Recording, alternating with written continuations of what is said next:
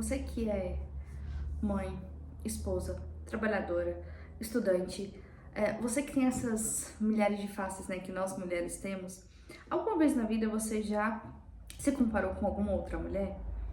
Será que você, enquanto mãe, olhou pra você com um filho, olhou pra uma mãe com dois filhos e pensou, cara, como que ela dá conta? Essa mulher é muito forte, eu com um filho não tenho as minhas dificuldades. Uma mulher com dois filhos consegue dar conta de tanta coisa. Ou você com dois filhos olhou pra uma mulher que tinha três, quatro e pensou assim, nossa, ela é minha guerreira, ela é minha inspiração, como é que ela consegue dar conta de tanta coisa tendo três, quatro filhos?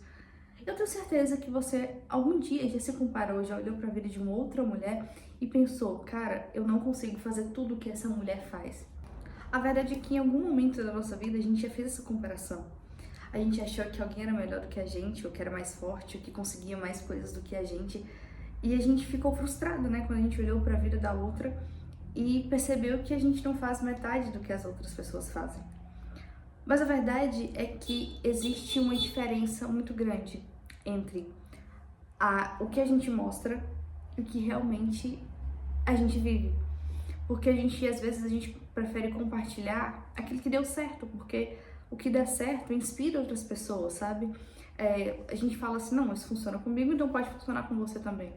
Só que muitas vezes a gente deixa aquilo que não dá certo escondido. E as partes que são difíceis, muitas vezes a gente não consegue compartilhar.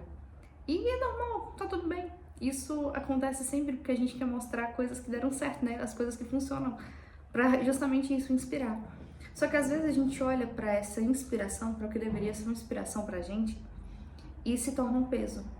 Porque a gente às vezes não consegue fazer tudo que a outra pessoa quer. A gente frustra uma expectativa que a gente mesmo criou. E a gente esquece que existe uma diferença entre a mulher ideal e a mulher que é real. E baseado nisso, a Juni Hayashi, ela escreve um livro chamado Mulher Real, Cumprindo a Sua Missão, que é esse livro aqui. E da mesma forma que ela costuma ser, sabe, falar as coisas na lata, ela traz questões muito, muito práticas para nos inspirar, para dizer que tudo bem, cara, você é uma mulher real, você não precisa ser uma mulher instagramável, tá tudo bem se frustrar, tá tudo bem as coisas darem errado, isso é normal, isso vai acontecer. E ela escreve justamente para mulheres reais, sabe? Aquelas mulheres que têm as suas dificuldades no dia a dia.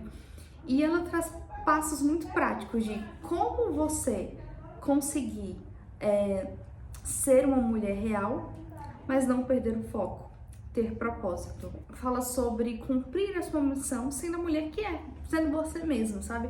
A gente pode olhar para outras mulheres e se inspirar na história delas e tipo assim, tá, a Julia tem 4 filhos. Mas como é que ela faz para se organizar, para escrever, para fazer todas as outras obrigações, tendo 4 filhos? E você observa que ela tem uma rede de apoio muito grande. Então você pega isso para ela e fala assim, cara, se ela consegue se organizar tendo 4 filhos, essa rotina funciona para ela. Mas eu que tenho só um, eu que tenho 2 filhos, como eu vou fazer para adaptar a minha rotina com o que eu tenho, sabe? Então ela vai falando isso, que uma mulher real, ela pode sim cumprir a sua missão, cumprir aquilo que ela precisa fazer, só que personalizado, sabe? Sendo de acordo com a sua própria realidade. E o primeiro capítulo, ela fala assim, por que nós estamos vivas? É que às vezes a mãe, a profissional, a esposa, ela tem uma rotina, sabe? O ordinário dela é tão pesado que ela acha que para ela cumprir a missão, ela precisa fazer algo que é extraordinário. Aquela rotina dela não vale a pena. Tipo, não é nada especial, não é uma missão, mas sim, tudo que a gente faz na nossa vida, seja cuidar da nossa casa e dos nossos filhos, é uma missão. Mas o que a gente precisa entender é que qual é o propósito da minha vida, sabe? Tudo bem, o propósito da minha vida é criar filhos que sejam a imagem e semelhança do Senhor, educar filhos que sejam bons cidadãos e que sejam apaixonados por Jesus. Se essa é a missão da sua vida, como que você tem feito isso? Você tem só limpado a casa ou você tem ensinado essas crianças de acordo com a Bíblia? Você só tem visto a sua casa como um peso, a rotina pesada? Ou como você tem enxergado isso, sabe? Ou se você é uma mãe, mas você também é uma profissional, uma empreendedora, uma mulher que trabalha fora do lar, como que você tem enxergado isso, a sua carreira? qual é o propósito que você tem com o seu trabalho, qual é o propósito que você tem na igreja, enfim. Mas a primeira coisa que ela nos traz para pensar é que a mulher real tem um propósito de vida. E qual é o seu propósito? Por que você cuida da sua casa? Você só limpa, lava suas louças porque você não gosta de sujeira? Mas, sabe, ela nos traz essa reflexão de qual é o propósito da minha vida? Quem que eu sou? Qual é a minha missão? E daí ela já puxa para o segundo capítulo, que ela vai falar assim. O segundo capítulo vai dizer, ele tem um título de Quanto Tempo o Tempo Tem? Que é justamente sobre isso, que às vezes a gente tá tão atarefado, tá tão assim pilhado com as coisas do dia a dia, com a rotina de casa, com a rotina dos filhos, com a rotina de trabalho, com a rotina de estudo, que a gente esquece de organizar a coisa mais preciosa que a gente tem. Uma das coisas mais preciosas que a gente tem é o tempo. Mas como que a gente tem gerenciado o nosso tempo? A gente tem se afundado, tipo assim, a gente acorda e fala, cara, eu vou fazendo o que dá, e quando sobrar um tempo eu faço alguma coisa por mim, eu faço o meu devocional, eu faço alguma coisa com os meus filhos, ou a gente tem sido intencional no nosso tempo? A gente tem separado o tempo para casa, para os filhos, para Deus, para você mesma. Como é que tem sido o seu tempo? E aí ela já chama pro capítulo 3, que é Navegando as Temporadas. E esse capítulo falou muito comigo. E eu vou compartilhar, inclusive você bem vulnerável aqui agora. Eu vou compartilhar o que exatamente falou esse capítulo comigo. Porque nós somos feitos de temporadas. Tem tempos na nossa vida onde a gente precisa fazer coisas determinadas, coisas específicas. E quando eu tava para ganhar meu segundo filho, o Miguel, tinha muita coisa acontecendo. Meu marido tava em cartaz com uma peça da igreja. Ele estava muito ativo, pregando e ministrando e tal. E eu precisei ficar em casa, porque eu tinha uma criança de 2 anos, ainda não tinha completado 2 anos, de quase 2 anos, e eu tinha uma criança que podia nascer a qualquer momento. Porque o Miguel, eu decidi me afastar assim que o tampão mucoso saiu, então eu tava com 34 semanas, eu acho. Mas eu tava muito perto de ganhar, foi basicamente 1 mês antes de eu ganhar meu segundo filho. E eu decidi parar porque tava muito cansativo pra mim. No final de uma gestação, ainda ter que estar com uma criança de 2 anos, de quase 2 anos. Era aquela fase que ela tava muito elétrica, que ela queria descobrir as coisas, que ela tava correndo muito, que ela não andava, ela corria, e que começava a querer subir nas coisas. E, sabe, aquela fase bem intensa da criança. E eu falei assim, olha, eu vou dar uma pausa, porque eu preciso descansar pra eu ter um segundo filho. Só que eu comecei a sentir a sensação de que eu estava perdendo. Eu não conseguia participar ativamente da igreja como eu costumava fazer, eu não conseguia escrever, eu não conseguia trabalhar, eu não conseguia fazer nada. E aquela sensação de tipo, cara, tudo bem, eu tô esperando um bebê, eu tô quase pra ganhar um bebê, essa fase vai passar. Só que quando eu ganhei o Miguel, quando o Miguel nasceu, os 2 primeiros meses pra mim foram assim, eu queria voltar no ritmo de quando eu parei. Eu queria voltar pra cima, assim, cara, tudo bem, acabei de parir uma criança, mas eu consigo, eu vou lá, vou pra cima, vou pra isso, vou pra cá, e queria continuar a minha rotina normalmente. Só que eu percebi que tá tudo bem parar.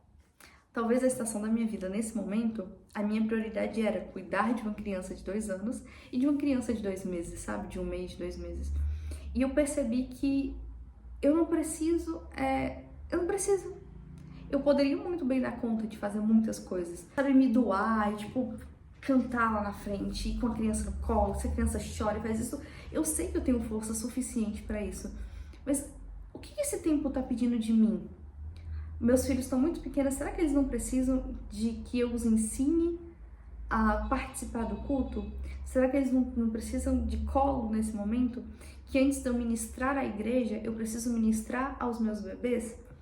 Então, isso mexeu muito comigo quando eu li, porque eram coisas que já estavam na minha cabeça, que eu, tipo, cara, eu acho que eu preciso dar uma pausa em algumas coisas. Em outras, tudo bem, eu continuo. Mas algumas coisas que eu estava muito ativa, eu acho que eu preciso dar uma pausa, porque os meus filhos precisam de mim. Só que eu tinha medo de, tipo, se eu der essa pausa, eu estou sendo fraca. Porque fulano de tal consegue, fulano de tal consegue, fulano de tal consegue, e eu tenho que conseguir, eu sou forte. Só que depois eu pensei, cara, eu tô querendo provar força pra ninguém. Pra quem que eu tô querendo provar força, na verdade, né?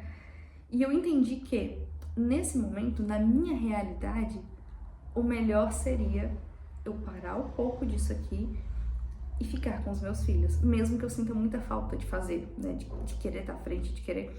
E eu entendi isso. E quando eu li esse terceiro capítulo, navegando nas temporadas, eu entendi, cara, tudo bem você fazer pausas. A vida continua e daqui a um tempo, quando essa temporada passar, vai vir uma nova temporada e você vai voltar, vai ser você. Você vai voltar à intensidade que você costumava ter. E tá tudo bem. Então, isso é muito importante a gente saber. E depois ela fala sobre autoliderança, organizando a base, que se a gente não consegue liderar a gente, organizar a gente, falar, ter a nossa... governar, sabe? Liderar a si mesmo. Você não vai conseguir governar os seus filhos, não vai conseguir governar a sua casa, governar o seu marido. Quando eu falo governar, não que você vai mandar do seu marido, mas entenda que a mulher, ela é a gerente da casa, né? Se você não tá bem, nada na sua casa tá bem. Você é o termostato da sua casa. Então você precisa primeiro se autorregular, se autogovernar, para depois você ensinar as coisas, governar bem a sua casa, os seus filhos, enfim, tudo isso. O capítulo 5, ela vai falar sobre life hacks. O que são os life hacks para ela? São dicas de vida que ela adquiriu ao longo da jornada dela e ela compartilhou com a gente. Por exemplo, ela fala aqui sobre 7 princípios para desenvolver a constância. Se você é inconstante, esse capítulo vai te ajudar bastante. Eu não vou falar os princípios porque você vai precisar ler. Depois, ela vai dar uma dica de como desenvolver novos hábitos. Então, esse capítulo é muito importante para você que quer uma coisa prática, como se autoliderar, como se autogerenciar. Esse capítulo é muito importante. No capítulo... eu vou tentar falar um pouco mais rápido, para esse vídeo não ficar muito longo, tá? No capítulo 6, ela fala sobre derrubar fortalezas. Sobre você derrubar coisas que estavam muito fixadas na sua mente, sabe? Ideias, palavras que foram lançadas, ideias ou ideais que você tinha, que na verdade não são bíblicos e que são autodestrutivos. A gente precisa se livrar dessas fortalezas, dessas ideias e criar lemas, criar ideias, criar objetivos que são o que Deus tem pra gente. Por isso que é importante o capítulo 1, para você chegar até aqui, você entender qual é a sua missão. E o capítulo 7 são princípios, comunidade e cultura. Esse capítulo é um capítulo muito importante também, porque a cultura que a gente está envolvido vai determinar quem nós seremos. Então, a cultura não é só a questão global, sabe? O que a sociedade implementa. Mas a cultura significa, assim, se você tem amigos que compartilham os mesmos princípios e hábitos que você, então você vai ter uma cultura na sua vida, na vida da sua casa, dos seus filhos, que vão compartilhar os mesmos princípios e os mesmos hábitos. Por exemplo, se você quer ler mais, você precisa estar com pessoas que leem mais. Porque esse hábito, você não vai falar para os seus filhos assim, olha, você precisa ler. Mas como é uma cultura que é estabelecida no seu ambiente, automaticamente os seus filhos começarão a ter vida de leitura. Se você precisa ter certos princípios que para você tá um pouco difícil, você estabelecer esses princípios para você, então você precisa estar com pessoas que compartilham das coisas que você acredita. Porque essas verdades, essa cultura, essas ideias vão se tornar culturais no seu ambiente. E por último, capítulo 8, é sobre obsessão divina, a potência da revelação do propósito. Quando você descobrir qual é o seu propósito, você vai ter o que ela chama de obsessão divina. O que é isso? O seu único objetivo na vida é desenvolver, cumprir o propósito, a missão que você tem para Jesus. E ela fala muito biblicamente de tudo, todos esses capítulos, ela traz um embasamento bíblico muito legal. É um livro muito profundo, mas muito fácil de ler. E se você, que é uma mulher real, que deseja cumprir a sua missão, mas você está se sentindo cobrada, que você não está sentindo como, você não sabe como começar, esse livro é para você. Eu super indico a leitura, é uma leitura muito fluida, uma leitura muito rápida, e eu tenho certeza que você não vai se arrepender de ler, tá bom? E você que já leu esse livro, comente aqui embaixo, fala aqui comigo, compartilha qual foi a sua ideia, qual foi a sua intenção, o que você achou, o que você... sabe qual foi a sua percepção dessa leitura. O que mais marcou com você também, tá bom? Um super beijo e até o próximo vídeo.